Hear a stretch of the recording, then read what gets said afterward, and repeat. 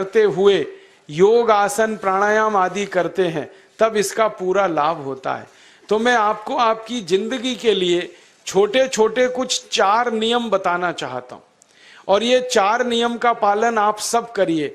मैं आपको विनम्रता पूर्वक लेकिन विश्वास से कहता हूं कि ये 4 नियम का जो भी पालन करेगा जिंदगी में बीमारी और रोग उसको कभी आएंगे नहीं। परम पूजनीय स्वामी रामदेव जी खुद 40-45 साल से इन 4 नियमों का पालन करते हैं। आप भी अगर ये पालन करेंगे तो बहुत अच्छा होगा। मैं भी करता हूं मेरे जीवन में।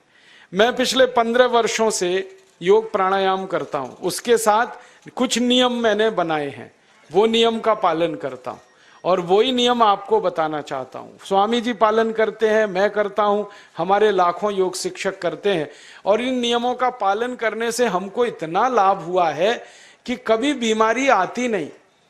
15 साल से मैंने हर बार मेरा बीपी चेक किया, नॉर्मल है, शुगर नॉर्मल है, ट्राइग्लिसराइड्स नॉर्मल है, कोलेस्ट्रॉल नॉर्मल है। पिछले 15 साल में कभी सर्दी जुकाम भी नहीं हुआ, गला भी नहीं बैठा, कभी हॉस्पिटल नहीं देखा, कभी डॉक्टर के पास नहीं गए, क्योंकि जरूरत नहीं पड़ी। और वो जरूरत नहीं पड़ी क्योंकि हम निरोगी हैं, स्वस्थ हैं। ये निरोगी और स्वस्थ होने के लिए आयुर्वेद की एक छोटी सी जानकारी आपसे मैं शेयर करना चाहता हूं। आयुर्वेद में यह कहा गया है कि किसी भी व्यक्ति को निरोगी होना है, रोग मुक्त होना है, तो अपने जीवन में 3 बातों का ध्यान रखे। अपना वात, पित्त और कफ तीनों का संतुलन रखे। वो 3 तरह के दोष हैं हमारे शरीर में, वात, पित्त, कफ। आपने सुना होगा ये त्रिदोष आधारित शरीर है। जब वात बहुत बिगड़ जाता है तो 80 से ज्यादा रोग आते हैं। जब पित्त बहुत बिगड़ जाता है तो लगभग 46 से 50 रोग आते हैं और जब कफ बिगड़ जाता है तो 28 रोग आते हैं और वात, पित्त, कफ तीनों बिगड़ जाएं तो 148 रोग आते हैं। सर्दी, खांसी, जुकाम से लेकर और कैंसर तक जो आखिरी रोग माना जाता है, ये सब वात, पित्त, कफ के बिगड़ने का खेल है। तो इस देश के आयुर्वेद चिकित्सा के सबसे महान लोगों में से कुछ नाम आप जानते हैं, जैसे चरक ऋषि, जैसे सुश्रुत ऋषि। ऐसे एक ऋषि हुए बाघभट्ट। बाघभट्ट ऋषि ने एक पुस्तक लिखी है, उसका नाम है अष्टांग हृदयम, और एक पुस्तक लिखी है उसका नाम है अष्टांग संग्रहम। इन दोनों पुस्तकों में उन्होंने 7000 नियम बताए हैं।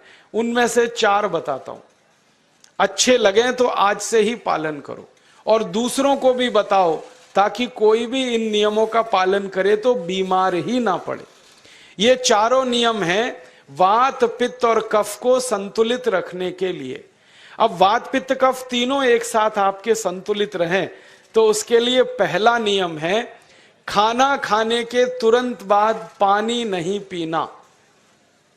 ये पहला नियम है। आप बोलेंगे ये तो बड़ी मुश्किल बात है, खाना खाते ही पानी पीते हैं हम तो सबके सब, और बिना पानी पिए खाना ही नहीं खाते। कई लोग तो खाने से ज्यादा पानी पीते, खाना कम खाते हैं, पानी ज्यादा पीते हैं। ये खाना खाने के बाद पानी कभी भी नहीं पीना, क्योंकि महर्षि बाघभट्ट कहते हैं भोजनांते विषम वारी, माने भोजन के अंत में पानी पियो तो जहर के पीने के जैसा है। इसलिए वो कहते हैं कभी भी खाने के तुरंत बाद पानी मत पियो। अब आप मुझे पूछोगे क्यों नहीं पिए, कारण बता दो। कारण मैं बताना चाहता हूं सरल भाषा में। हम जब खाना खाते हैं ना तो पेट में सारा खाना इकट्ठा होता है। पेट में एक स्थान होता है, उसको हम कहते हैं जठर। संस्कृत में, हिंदी में जठर कहते हैं, अंग्रेजी में उसको एपिगैस्ट्रियम कहते हैं, हिंदी में कुछ लोग उसको आमाशय भी कहते हैं। ये जठर छोटा सा स्थान है। आपके पेट में नाभि है ना, उसके लेफ्ट साइड में बाईं तरफ छोटा सा स्थान है। सारा खाना आपका इसी स्थान पर आता है। जो भी आप खाते हो, रोटी, चावल, दाल, सब्जी, दूध, दही, कुछ भी खाओ, सब कुछ जठर में आता है।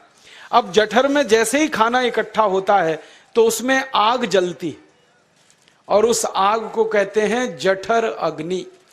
मिला के बोल देते हैं जठराग्नि। आप जैसे ही खाना खाते हो पेट में, जठर में अग्नि जलती है, वो अग्नि खाने को पचाती है और अग्नि खाने को ऐसे ही पचाती है जैसे रसोई घर की अग्नि खाने को पकाती है। आपके रसोई घर में आप अग्नि जलाओ, उसके ऊपर दूध रख दो, दूध में थोड़ा चावल डाल दो, अग्नि जब तक जलती रहेगी खीर तब तक बनती रहेगी।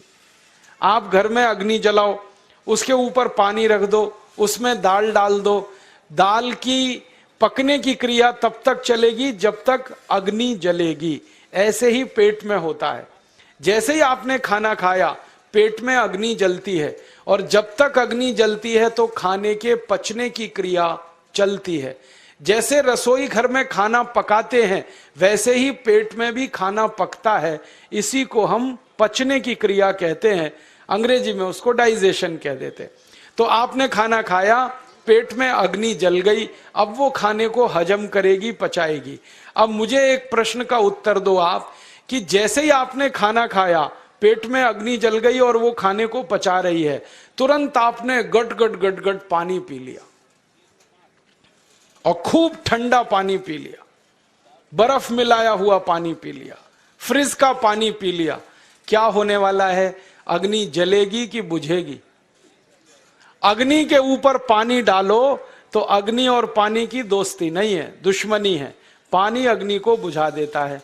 तो आपने खाना खाया, अग्नि जली, पीछे से गटगट पानी पी लिया, अब अग्नि शांत हो गई, अब खाना पचेगा नहीं, तो वो पेट में पड़ा पड़ा सड़ेगा, और सड़ा हुआ खाना 100 से ज्यादा विष पैदा करेगा, और वो 100 विष आपकी जिंदगी को नरक बना देंगे और जिंदगी भर आप बीमार पड़े रहेंगे। आपको मालूम है, कई लोग कहते हैं मुझे पेट में बहुत गैस बनती है। ये गैस उन्हीं को बनती है जिनका खाना हजम नहीं होता। कोई लोग कहते हैं कि मुझे पेट में जलन होती है, ये जलन उन्हीं को होती है जिनका खाना पचता नहीं।